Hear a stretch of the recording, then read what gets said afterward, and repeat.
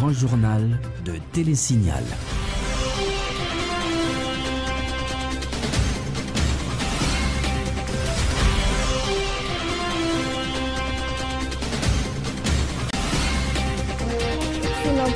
Bienvenue à cette édition du grand journal de Télésignal. Au sommaire, dossier de l'assassinat du journaliste Jean-Léopold Dominique survenu le 3 avril 2000, l'extradition par les autorités argentines du présumé témoin clé Marc-Antoine Philippe, un signe d'espoir que la justice triomphera, se réjouit le député Fritz-Gérald Bourjoli. Des partis et regroupements de partis politiques de l'opposition dénoncent le processus électoral et conditionnent leur participation aux prochaines élections à la mise en place d'un CEP complet, crédible, honnête et démocratique. Et puis, crise préélectorale, des parlementaires recommandent la voie du dialogue aux différents acteurs impliqués dans le processus. Dossier de corruption présumé impliquant la première dame de la République et le fils du président Martelly, Olivier Martelly. La Cour d'appel de Port-au-Prince fixe une nouvelle audience en octobre prochain. Et puis le groupe d'appui aux réfugiés et rapatriés GAR appelle les autorités haïtiennes à faire le nécessaire pour que les migrants haïtiens puissent réellement bénéficier du processus de régularisation en République dominicaine. Hors de nos frontières, en visite en Irak, le secrétaire d'État américain a exigé la formation d'un gouvernement d'union nationale, un appel qui survient à un moment où les insurgés sunnites consolident leur position armée pour le contrôle total de l'Irak. Et puis en Égypte, la condamnation à 7 ans de prison de 3 journalistes de la chaîne Al Jazeera accusés de soutenir les frères musulmans du président déchu Mohamed Morsi choque les médias internationaux. Ces informations et d'autres vous seront développées dans quelques instants.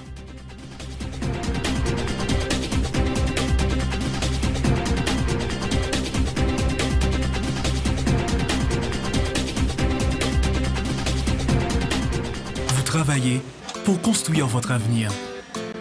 Les fruits de vos efforts méritent d'être protégés.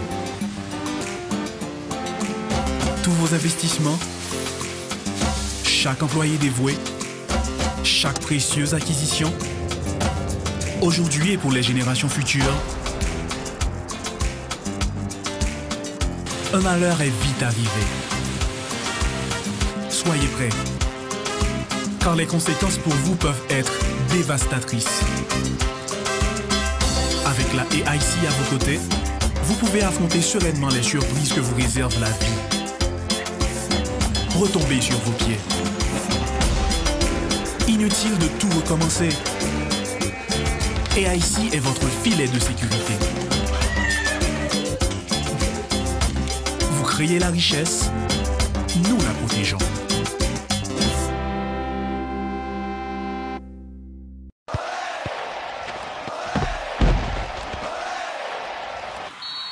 Rebo a bail pillage pour mondial 2014 là. Ou envie gagner un foot tête droite, iPhone 5S, laptop, télévision, tablette, billet d'avion, microwave, blender, toaster, frigidaire et latrier. Quel numéro ou joindre dans sa chair. En puis branchez télévision avec radio parce que vous avez gagné plus que 80 primes. Boué café Rebo comme d'habitude. En puis ramassez cadeau sous sachet Rebo. Vous avez déjà écrit acheter pour gagner. Quand il y a un dan, vous avez une étiquette qui fait dans tirage là. Tirage la fête 12 juillet. Pour plus d'informations, 22 29 63 30. Avec Rebo, n'a toujours champion. Rebo café. Rebo, c'est la qualité. Chauffez café, chauffez. Rebo café PIA.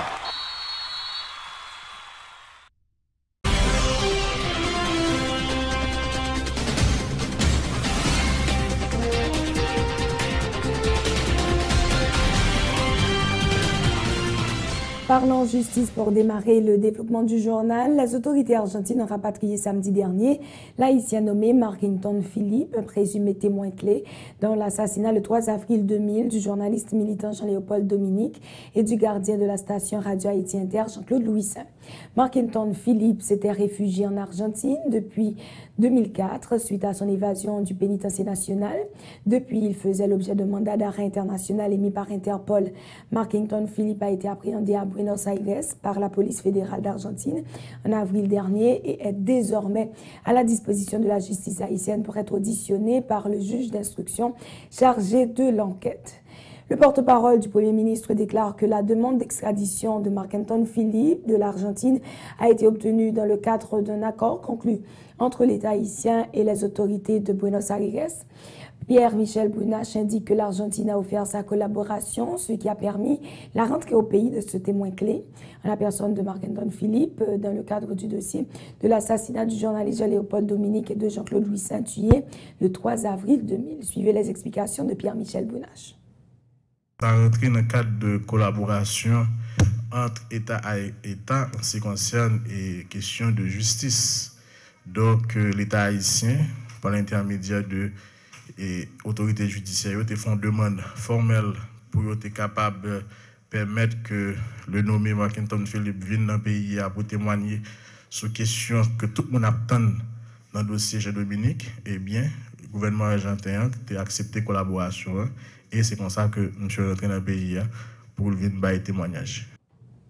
De l'avis du député Emmanuel Fritz Gérald Bourjoli, l'extradition de Marc-Antoine Philippe est un signe d'espoir que la justice triomphera dans l'affaire du double assassinat du 3 avril 2000 perpétré contre le PDG de Radio Haïti Inter Jean-Léopold Dominique et le gardien de la station Jean-Claude Louis.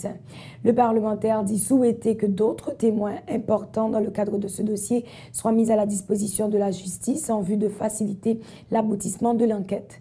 Le député Bourjoli émet aussi le vœu que les autorités judiciaires prendront les dispositions nécessaires pour garantir la sécurité de Marc-Antoine Philippe, présumé témoin clé dans le double meurtre du 3 avril 2000. Le député Bourjoli, au micro de Ronald Desormes et d'Yvon Seïd.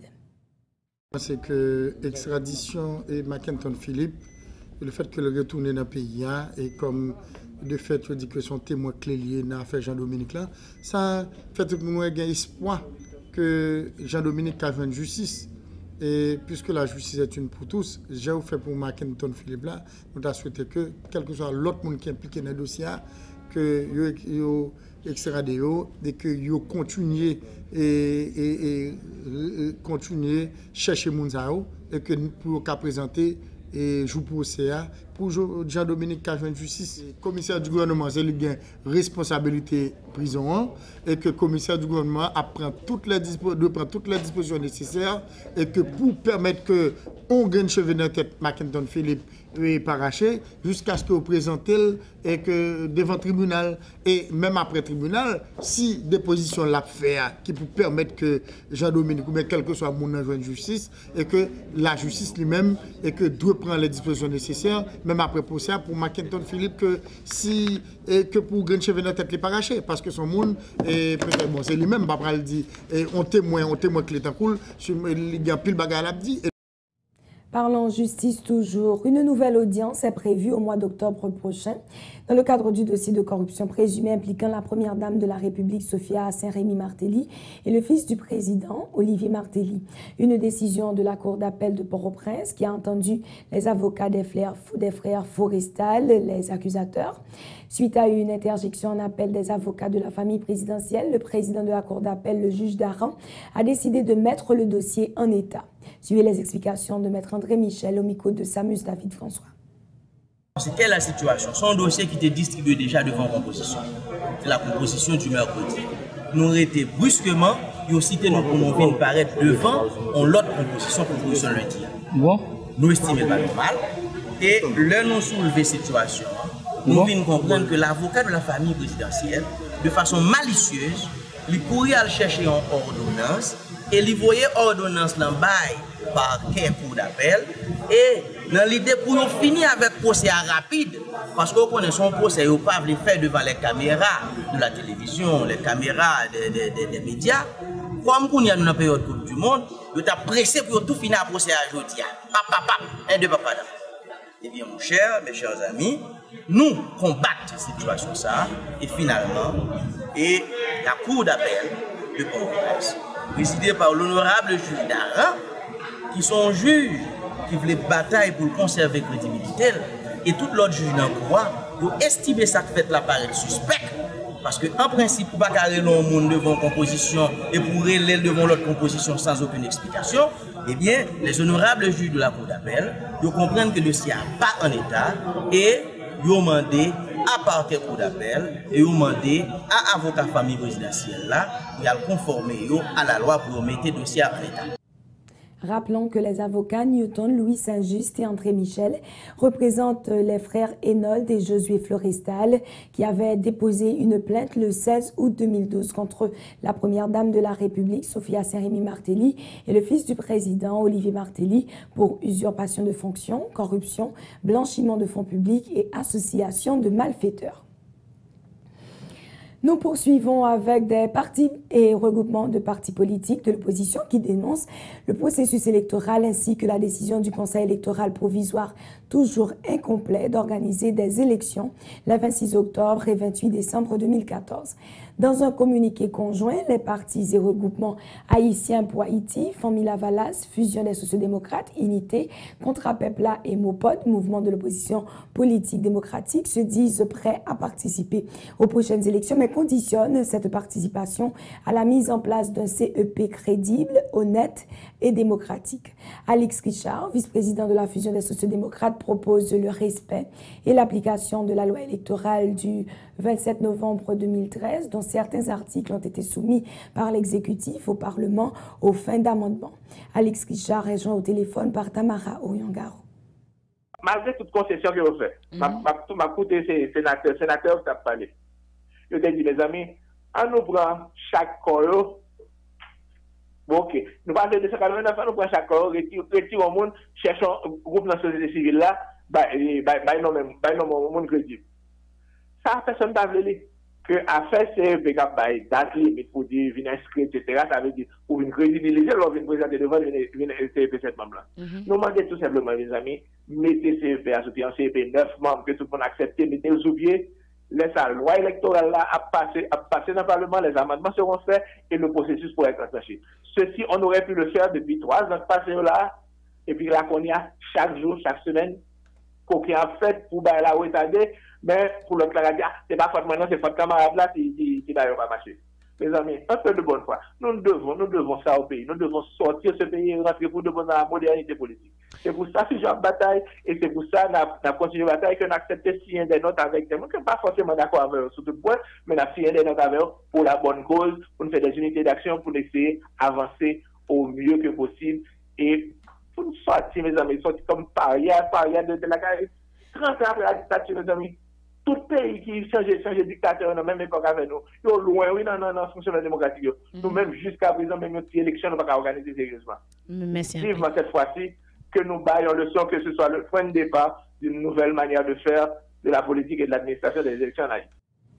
En parlant des prochaines élections, le porte-parole du Premier ministre informe que sur 73 étapes à franchir dans le cadre de ces joutes, on en est déjà à 28. Pierre-Michel Brunach dit souhaiter que les sénateurs ratifient les amendements de la loi électorale et que le Conseil supérieur du pouvoir judiciaire confirme ses représentants au sein du CEP pour faire avancer le processus. Maître Brunach confirme par ailleurs la disponibilité des fonds nécessaires à l'organisation des élections qui devraient coûter en tout 34,6 millions de dollars. Pierre-Michel Brunach, au micro de Tom Dumont et de Jasmine Denis. Avec amendement, il a retiré tout centre de tabulation en pilote bagaille. L'élection supposée coûter 34,6 millions de dollars américains. Et dans 34,6 millions de dollars, ça, qui a gagné, eh bien, ça les basket funds, fonds qui a géré opération électorale. Il a gagné 24,6 millions de dollars. C'est-à-dire que Haïti et l'autre pays donateur ont déposé 24,6. Donc, il était à peu près 10 millions qui pour déposer. Dans 10 millions, ça il y a 4 millions qui sont sortis dans le trésor public. Et puis, il y a 6 millions à peu près que le Canada promet pour le bail pour réalisation d'élections. Dans le cadre de fonctionnement normal, CEP en tant qu'institution, eh bien, l'État fait débloquer pour eux 40 millions de gouttes pour être capable de payer tout arriéré qui a été gagné sous le loyer. Nous connaissons bed, bec et tout cas ça aussi loyer que vous eh bien, l'État fait débloquer COB pour payer et tout comme ça. Donc, ça fait au total 100 millions de gouttes que l'État a versé au CEP pour permettre démarrage processus électoral. Donc, pour l'élection, l'État haïtien a contribué à près de 41,9%. C'est fonds l'État haïtien, fonds trésor public, et puis bailleurs de fonds internationaux a contribué pour le reste. Le retard orchestré autour de la réalisation des élections législatives et municipales en Haïti résulte du refus des trois pouvoirs de l'État à harmoniser leurs relations, soutient le député Gluck Théophile. L'élu de Limonade, quartier Morin, dans le département du Nord, dit croire que la situation qui prévaut au CSPJ est un faux problème créé par le président de l'institution afin de faire passer le temps. Le député membre de la majorité présidentielle à la Chambre basse estime que toutes les conditions sont réunies pour la tenue d'élections dans le pays cette année. Le député Gluck Théophile est au micro de Ronald Desormes et d'Yvon Seyd. Aujourd'hui, nous avons un blocage qui était au niveau du Parlement, blocage qui a commencé au niveau de l'exécutif. Eh bien, malheureusement, l'autre pouvoir de l'État ajoute aujourd'hui à lui-même. Il cherchait à créer, sans dire un faux blocage, parce que en fait, et toutes conditions réunies, au contraire, nous-mêmes en retard, tant que tout le monde connaît, toutes conditions réunies, il y a une loi électorale, il est vrai que il y a des modifications, il y a un amendement qui n'est pas fait pour lui, mais il y a déjà une loi électorale, il y a un conseil électoral, il est vrai qu'il y a 7 membres, le Parlement a déjà désigné membres, ça veut dire aujourd'hui, on a dit qu'il y a 8 membres, il était seulement CSPJ pour qu'il voie 9e membre. Et à partir de là, rentrer dans le Sénat pour voter amendement et puis avancer. Donc parler de blocage là, c'est chercher pour moi-même un faux prétexte parce qu'il est plus qu'obligatoire qu'il y ait dans ce pays des élections et ce avant la fin de l'année. Sur la voie normale, c'est compléter 1. CEP1, 2. Amender loi électorale, c'est-à-dire dans le niveau Sénat, nous dans la Chambre basse, nous faisons déjà. Après ça, on allait dans l'élection. Le dialogue est l'outil nécessaire capable de dénouer la crise préélectorale, préconise de son côté le député Pierre Martin-Tatout. L'élu de Chansolme-Bassin-Bleu indique que le blocage politique actuel est dû au fait que le conseil électoral provisoire soit incomplet. Pierre Martin-Tatout affirme que l'impasse dans laquelle se trouve le pays aujourd'hui résulte du manque de responsabilité des acteurs politiques. Suivez les déclarations du député Pierre Martin-Tatout. Nous tous connaissons qu'un conseil électoral, c'est 9 membres. Et je dis qu'il y a une discussion pour arriver à 9 membres. Et tout tel pour qu'il y ait 9 membres là, donc on ne peut pas parler d'élection. Donc c'est le conseil électoral là qui a une responsabilité. Là.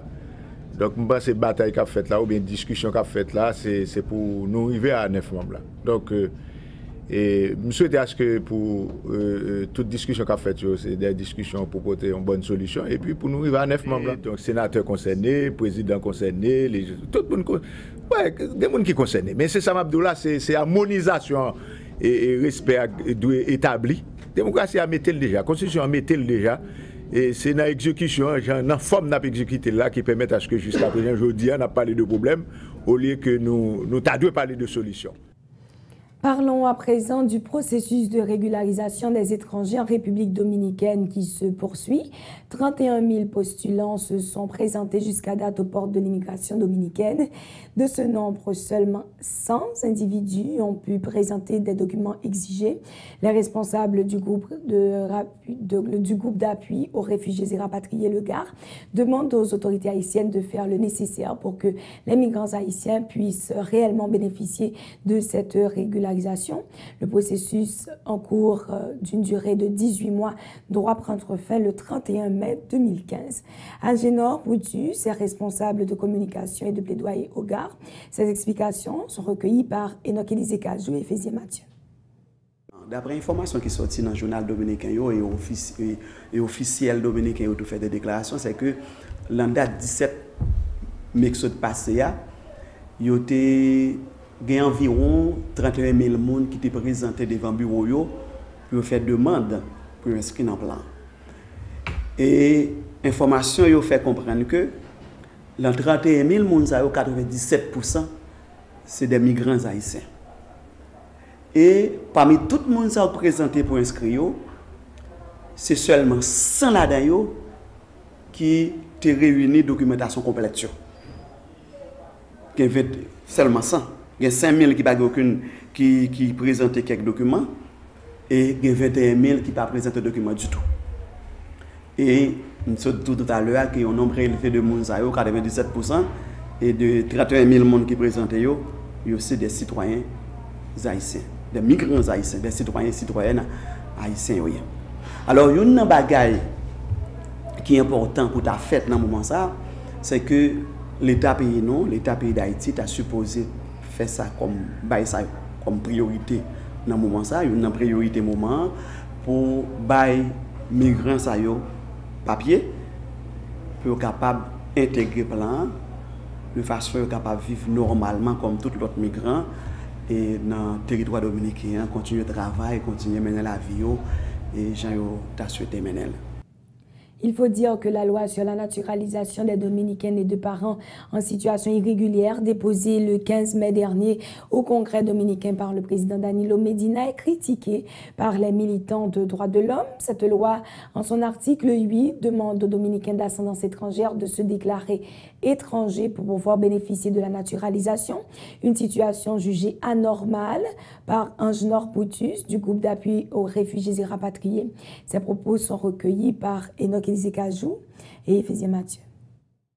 Loi naturalisation, une bagaille que nous condamnons, c'est que citoyens dominicains, c'est des Dominicains d'origine, des Dominicains de naissance, qui font sous le territoire dominicain. Et ils ont demandé pour que les gens jouent la loi, les gens qui ne peuvent jamais enregistrer du tout, parce qu'il y a plusieurs groupes, il y a des citoyens qui gagnent tout document, ils ont refusé accès à citoyens dominicains. Il y a l'autre groupe citoyen que l'État dominicain a empêché d'inscrire comme citoyen dominicain. Et ils ont demandé à ce que les gens puissent capable bénéficier de la naturalisation. Il faut déclarer tête comme des étrangers. Ils sont des citoyens dominicains. Et pour bénéficier de la naturalisation, parce que c'est étranger naturalisé, comme on a demandé pour les gens qui fait non citoyens, qui sont nationaux paysans, pour demander que les gens pour naturaliser. Alors pour les Dominicains, pour les Haïtiens, pour naturaliser les Haïtiens, pour bénéficier des privilèges. Ça sont totale aberration. C'est vraiment absurde. C'est une absurdité totale. Autre point à ce journal, les responsables de la plateforme des organisations haïtiennes des droits humains se disent préoccupés par l'élaboration par le gouvernement et des partenaires d'un texte de loi sur l'exploitation des mines. Regroupés au sein d'un collectif dénommé Justice dans mine, les organisations rappellent qu'une telle proposition de loi pourrait entraîner plutôt des conséquences désastreuses pour le pays si elle écarte la législation haïtienne. Les précisions du responsable de programme, Roosevelt Jean-Félix, recueillies par Michel Alexis et Ephésier Mathieu.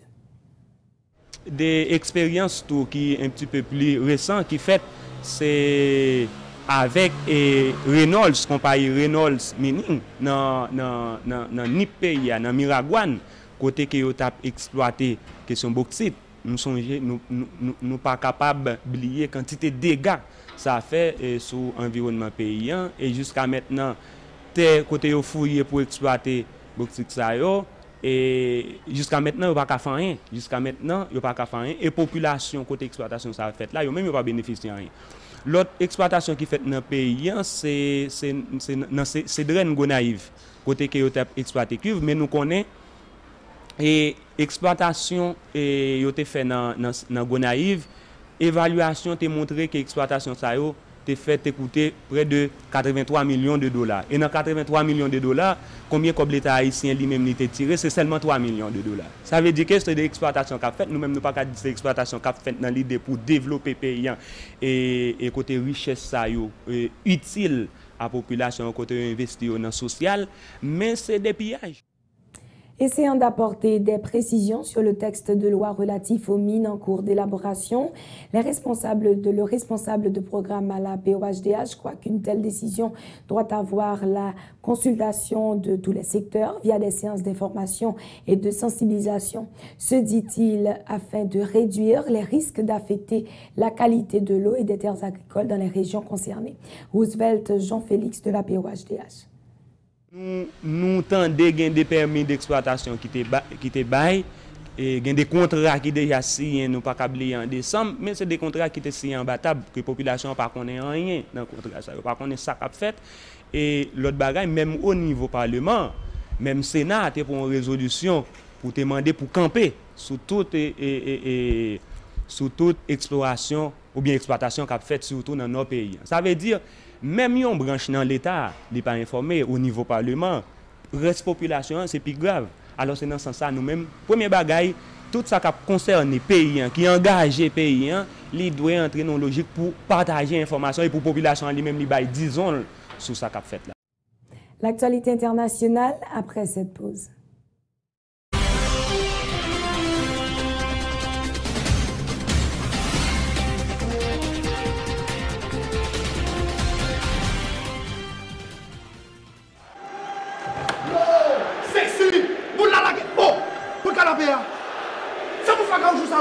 Bonheur, t'as un zone fake l'ouvrir là, ce bagage high-tech, faut t'as passé pour t'avoir bagage ça. Mon pas même de machine, ça pour faire caoutchouc. D'accord, dis là tellement, bon marché, m'acheter caoutchouc ça toujours.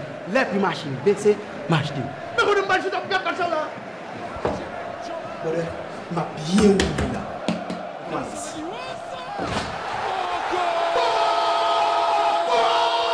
Depuis c'est caille le bec géré, janté, déjanté, réparer caoutchouc, balancer caoutchouc, test électrique, gratis, chéri. Qui t'appelle le bec géré?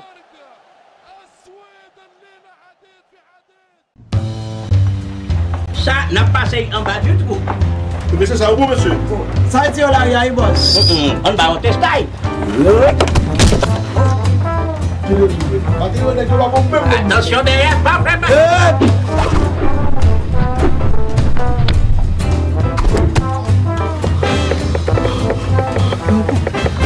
Wilkie, viens t'admire. Oh! Nous correct. Nous devons grand-papa. Halbay. Canes construction. Halbi. Canes construction. Ah, ok. Canes construction, entre un grand monde dans le game de Kairi. Nous vivons tout numéro 1. Bon prix, c'est nous. L'autre bagage, vous me dites pas. Nous avons Canes construction. Nous sommes plus terrain que toute l'autre. Bois, fer, ciment, céramique, peinture, électrique. Nous avons cuisine tout pareil. C'est Ashtel, Plaquel. Adresse nous tout dans la carte là, c'est nous. Canes construction. Depuis on poursuit pas de l'autre côté. Canes construction. Car la fin bâtie ou baisser meublé. Canes construction. Oh, parking pour avion atterri. Les pères, viens ou puis atterrissage, nous entendez? Posez, purti.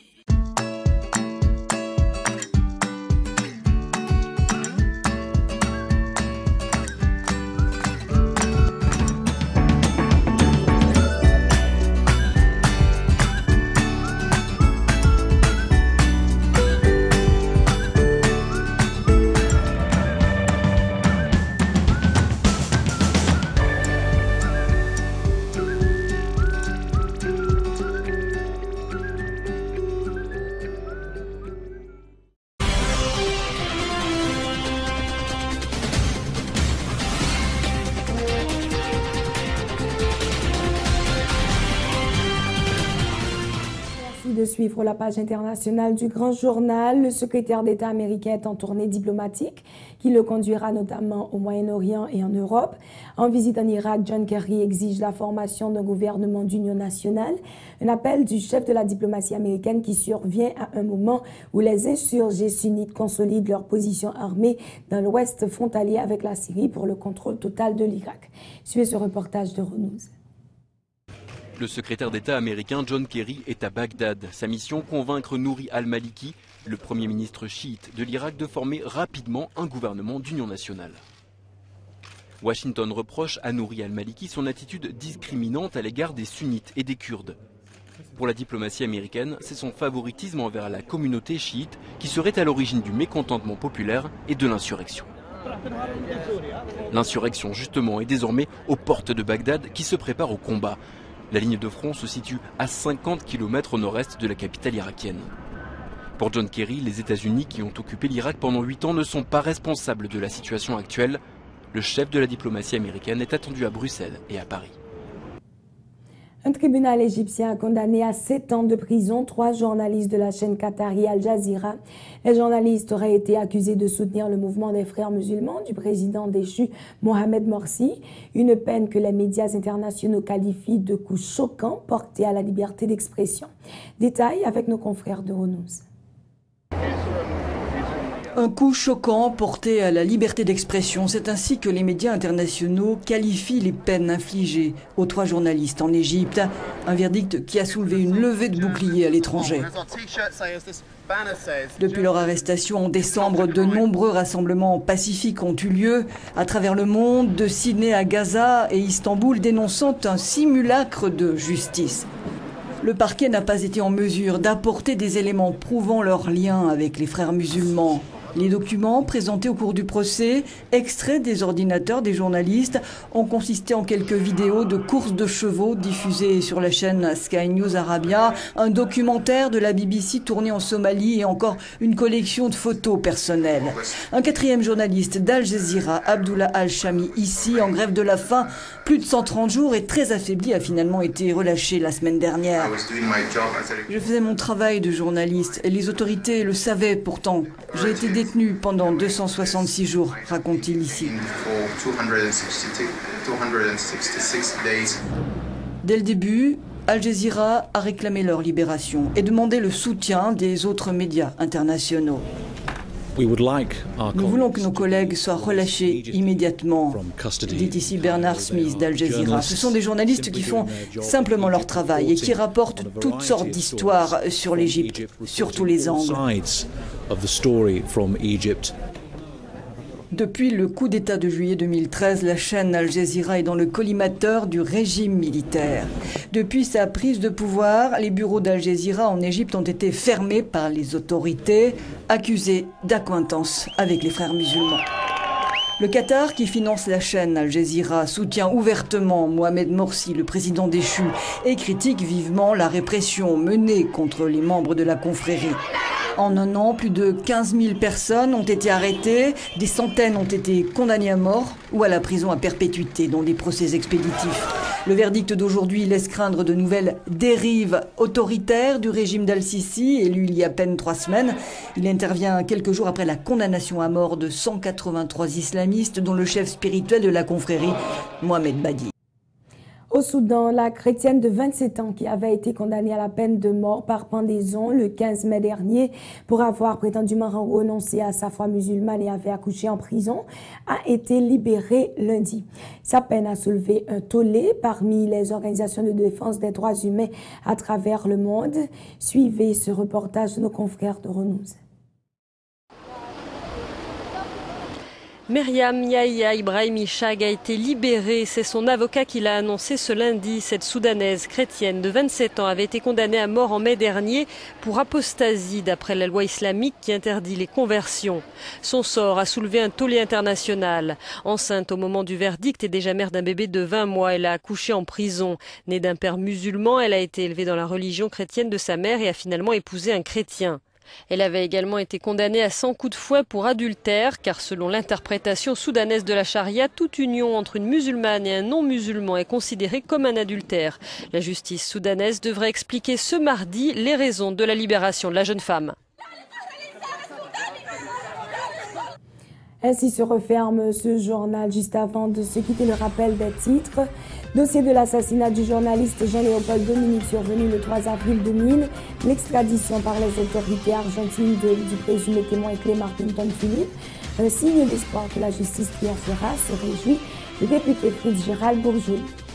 Des partis et regroupements de partis politiques de l'opposition dénoncent le processus électoral et conditionnent leur participation aux prochaines élections à la mise en place d'un CEP complet, crédible, honnête et démocratique. Crise préélectorale, des parlementaires recommandent la voie du dialogue aux différents acteurs impliqués dans le processus. Dossier de corruption présumé impliquant la première dame de la République et le fils du président Olivier Martelly. La Cour d'appel de Port-au-Prince fixe une nouvelle audience au mois d'octobre prochain. Et puis, le groupe d'appui aux réfugiés et rapatriés, le GAR, appelle les autorités haïtiennes à faire le nécessaire pour que les migrants haïtiens puissent réellement bénéficier du processus de régularisation en République dominicaine. À l'étranger, en visite en Irak, le secrétaire d'État américain a exigé la formation d'un gouvernement d'union nationale. Un appel qui survient à un moment où les insurgés sunnites consolident leur position armée pour le contrôle total de l'Irak. Et puis en Égypte, la condamnation à 7 ans de prison de 3 journalistes de la chaîne Qatari Al Jazeera, accusé de soutenir les frères musulmans du président déchu Mohamed Morsi, choque les médias internationaux. Voilà, c'était l'essentiel de ce journal. Merci de l'avoir suivi. On se retrouve mercredi prochain, vous et moi. Demain, on vous donne rendez-vous avec Yves Franck. Prenez soin de vous. Bonsoir.